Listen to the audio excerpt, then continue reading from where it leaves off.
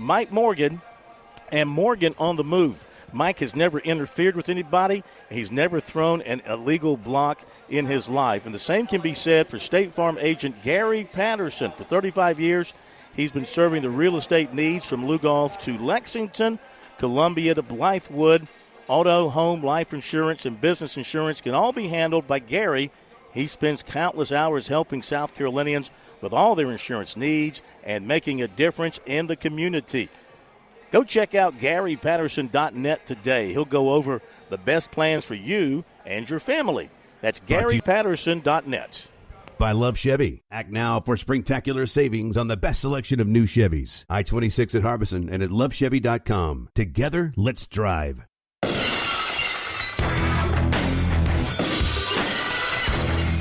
All right, Mike Morgan comes waltzing in to Sports Talk. He's a big dog. He's a big deal. He had Vern Lundquist on his podcast with J.C. Sherbert the other day. The great Vern Lundquist spending time. Big time. I've never been invited on the podcast. Have you ever been invited on the podcast? I have not. Yeah. Well, obviously, if Vern Lundquist is the level of guest they're getting, you and I are way, way down the list, Phil. Yeah, we got to come up with just a quick, a one-liner to describe something. Like, that ball was tagged. Because as I say that ball was tagged, I got to give it a couple of seconds here because I don't want to violate any particular rules. But when you hear somebody say that ball was tagged, that kind of gives you the idea that somebody's done something with a baseball bat to a baseball. Would you agree with that? I would. Did Messina just hit a grand slam? So, has it been 30 seconds? How long does it take to round the bases? How long does it take?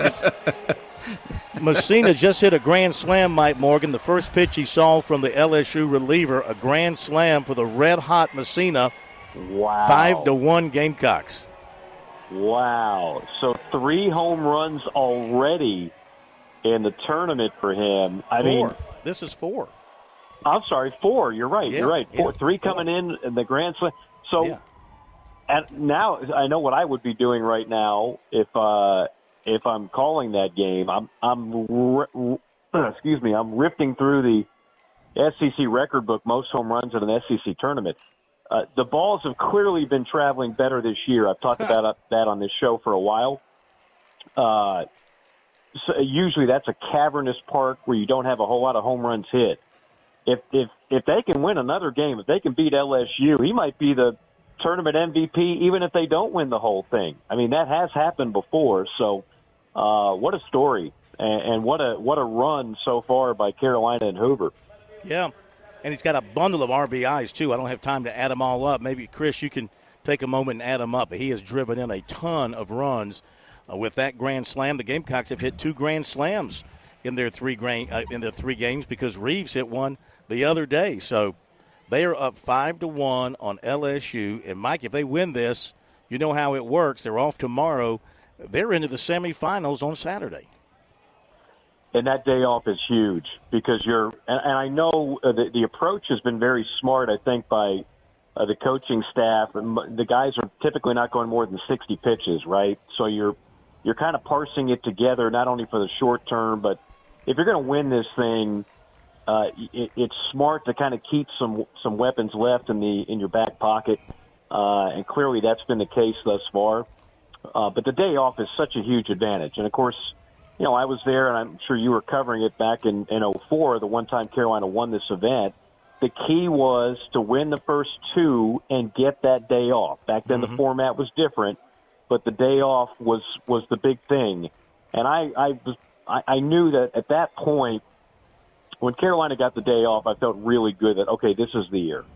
And that was a loaded team. I'm not implying that this team is as good as the 04 team. The 04 team is one of the most talented teams that has ever played baseball for South Carolina. But I tell you what, you win this game and you get the day off, yeah, there's no question there's a chance. And I'll say something else. 2 seed, 3 seed doesn't matter, but, I mean, you hold on and win this, you're definitely at least a 2.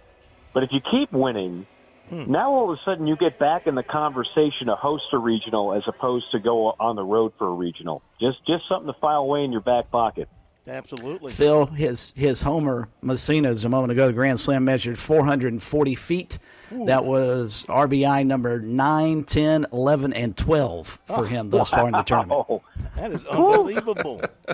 In just 2-point-something games. I mean, it's not like he's played 5 games and done this. It's 2 point, what inning are we in? Third inning, 2.2 games thus far. And he's done a heck of a job, of course, behind the plate. Mike, you've been around him a lot. I mean, you've seen catchers. Catchers are kind of like the general of the team, the field general. You know, you saw the love that like a Landon Powell had when he was at South Carolina and other catchers.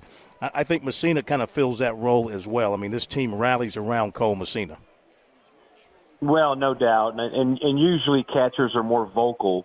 You know, you can be kind of an introvert and be a star center fielder, for example. But the catcher, because you're so immersed in everything on every pitch on the defensive end, and then you get your 4 or 5 at-bats on the offensive end, typically you are a big voice in that dugout, in that clubhouse. But then when you put that kind of play together, that backs it up. You mentioned the name Landon Powell. I don't know if there's anybody that did it any better than him during his 4 years in the Carolina uniform. He was certainly special, and he had all those intangibles, and he had the ability, and he was a first-round draft pick, et cetera, et cetera, et cetera. But, catcher or not, sometimes what you need, we always talk about a hot pitcher. Everybody wants a hot pitcher. Well, you also want a hot hitter. Mm-hmm. And a guy can really carry you. You can ride a guy. Obviously, he needs a little bit of help. But if you got a guy who's on a heater the way Messina is, it's amazing what you can accomplish at the plate. So, of course, they still got work to do here. But, my goodness, if they win this thing, like I said, they'll be in the semifinals. They've already solidified their spot in the regional and may even get to a position to host. And, of course, you were there during the heyday, during the runs to Omaha. And Gamecock fans, some of them have very long memories, and they feel like the program, the end result has been since the Tanner days that they haven't been as good because they haven't gotten back to Omaha since then. Yet they've had competitive years. So the point is, how do you view Mark Kingston off this little run here? Let's say they win this game, they get to the semifinals. He's doing some things that really haven't been done prior to him. Gamecocks haven't had much success in Hoover except for that one championship way back when. So my question is, what do you do about Mark Kingston? You're Ray Tanner. There's a vocal minority of people who don't believe, even despite this, that he's doing a good enough job to be extended or to remain because they just don't think he can take them to that next level. How do you respond to that? First off, I got to mention there was another Tanner team that did make it to the championship game in Hoover, lost to Alabama. So contrary to some belief, there was a little more success in Hoover than some would believe. I mean, I know a lot of people think that place is just kryptonite for South Carolina baseball, and it has been for the most part, but there were 2 good runs in Hoover, one championship game, one championship win. As far as your question, and it's been asked a bunch in a myriad of different ways. Look, as great as this story is, the fans just putting my kind of toe in the pool, if you will, and trying to get a sense of what the temperature is. He's going to be judged on where the postseason is for this team. If they wouldn't have gone, if they missed it, which obviously that's not even close to a possibility now, but when they lost 6 in a row and they're sitting there at 13-17, you're feeling a little bit anxious about things. If you didn't make it, it would have been almost unbearable, the amount of criticism that would have been out there.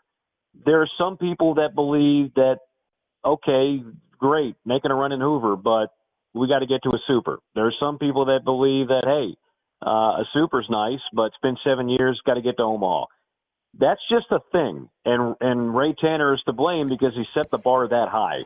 It wasn't as if the bar was that high before that, but he certainly set the bar that high now, and it's a fan base that has got very used to going to Omaha, right? 6 times under Ray's tenure. So I think it all depends on what part of the fan base you ask.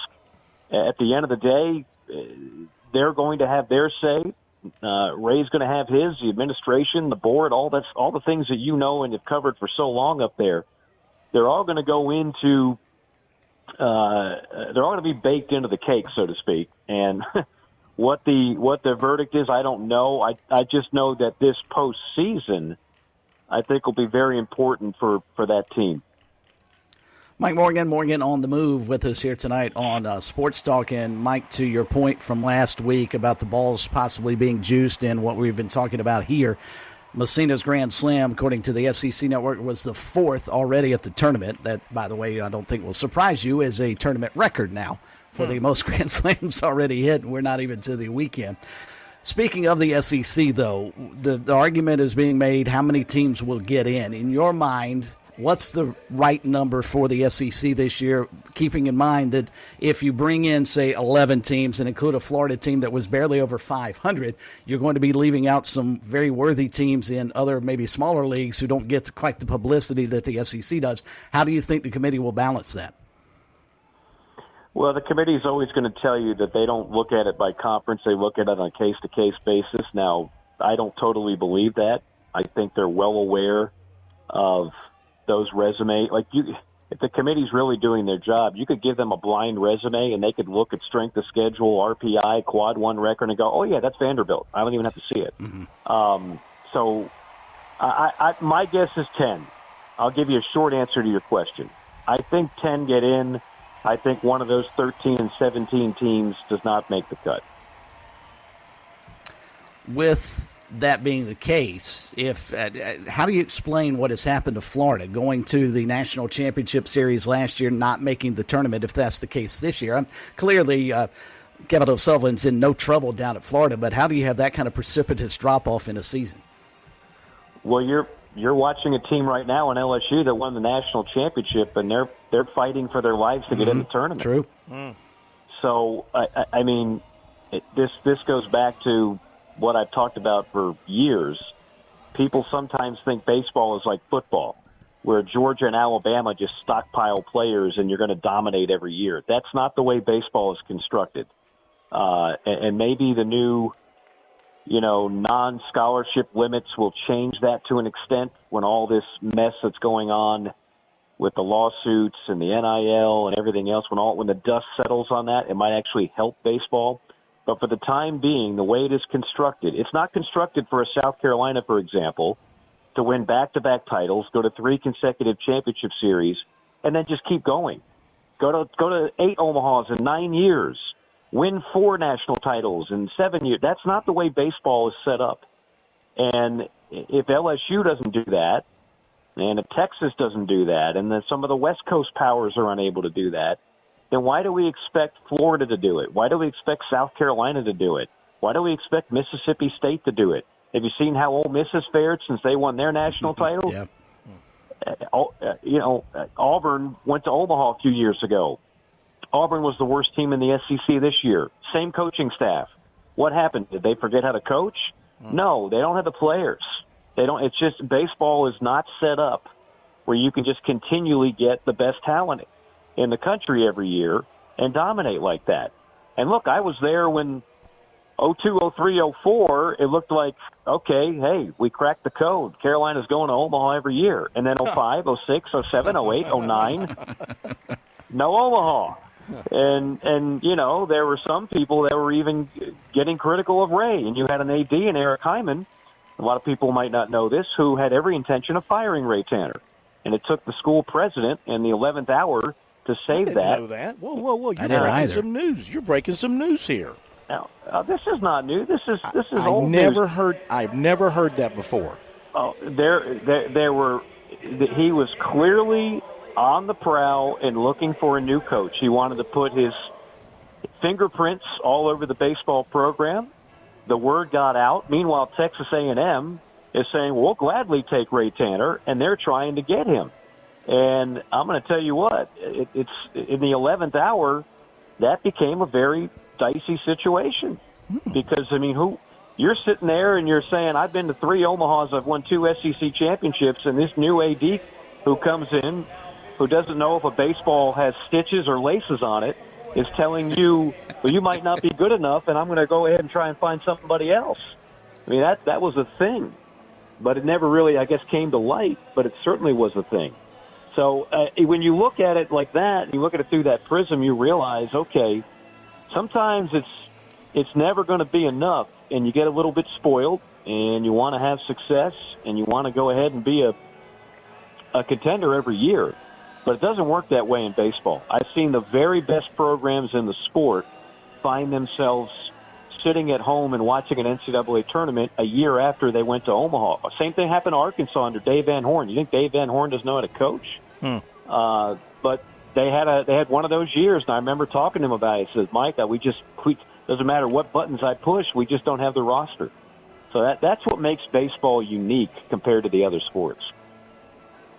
Well, Mike, since you brought it up, let's play revisionist history. If Eric Hyman had made the change, do you know of anybody he had in mind, and how different would Carolina baseball look through the 2010s if it's not Ray Tanner? No, I can't answer that. I mean, that's I don't want that to be the main story, but there's my guess is he would have tried to have done what he did with everybody else. He would have made a phone call to TCU and see who was there, and go into his Rolodex of people that he knew and try to bring somebody out from there. But, it's not that uncommon for an athletic director to come in and say, okay, there's a new sheriff in town. I want my guys. Now, he wasn't going to touch Steve Spurrier. Mm-hmm. You have to be insane to do that. He basically he stayed out of Steve's way. He kept Dave Odom around a little bit, and then he had a national search, and then he decided to hire Darren Horn, which might go down as one of the worst hires in the school's history. He hired and some then baseball. Woman. He hired some woman. Yeah, go ahead. He hired some woman for the women's basketball team. You might have heard of her.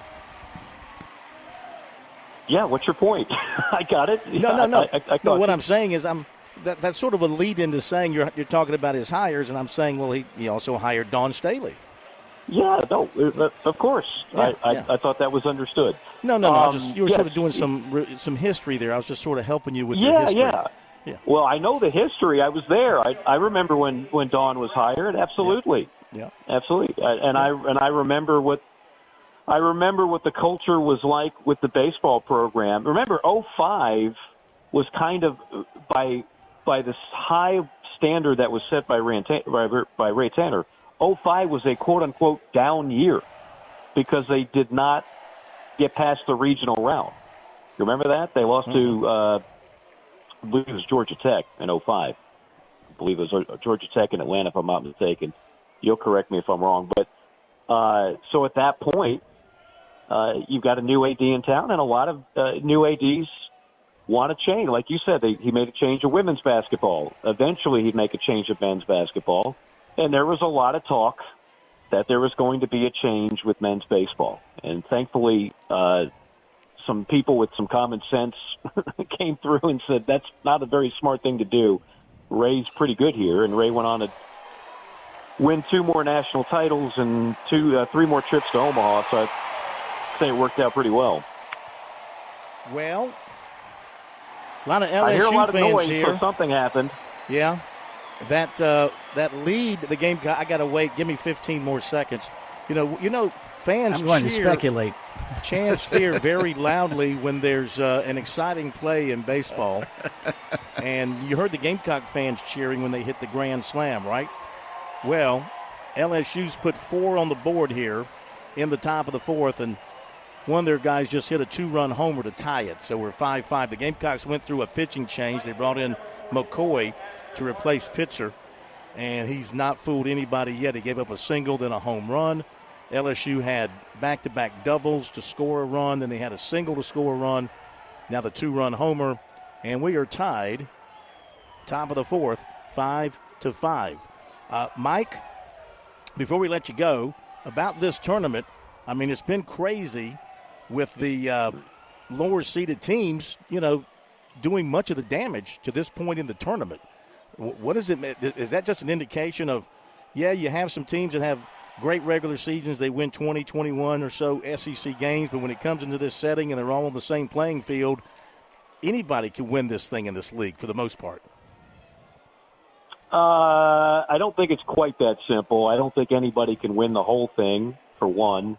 And I also think, quite honestly, if you've already clinched a national seed, you're not going to use your top pitchers.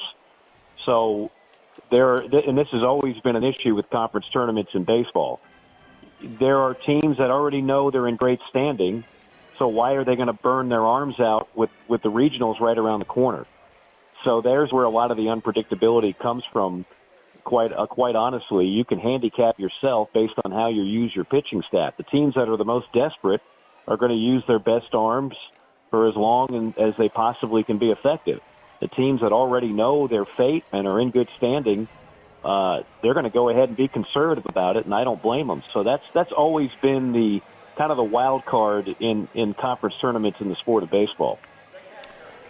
Well, in the words of the great Vern Lundquist, we leave you with, yes, sir. There you go. Check it out. It's on, I know you don't listen, Phil, but that's okay. It's on JC and Morgan, available on all the outlets, YouTube and Spotify and all that good stuff. 58 minutes Vern gave us, 58. Wow. And that's awesome. We covered a lot of stuff in those 58 minutes. That's fantastic. He's one of my all-time favorite announcers because you know why? He never made the event about him. We talk about that. Mm-hmm. We talk economy of words, Phil. Economy fantastic. of words. Mm-hmm. Yes, he learned that. He told us he learned that when he started doing golf, because golf you can't say a whole lot. Yeah. So it's making your point with as few words as possible. And Vern always had a great vocabulary. He had a great sense of the moment. It was unscripted. It wasn't shtickish. Yeah. It wasn't, it is high, it is far. Well, wait a second. No, wait. Hang on a second now. You're hitting close to home. You're hitting close to home. Well, Vern wouldn't like that call, and you know he wouldn't. He would not. No. No. He would not. No, because it's a catchphrase but at that point. the Yankee fans loved it. So we got to run. Great talking to you. Thanks, Mike. Have a great Memorial Day weekend, and we'll talk to you next week. Mike Morgan. You got it. Take care. Morgan on the Move on Sports Talk 5-5 USC LSU. Back in a moment.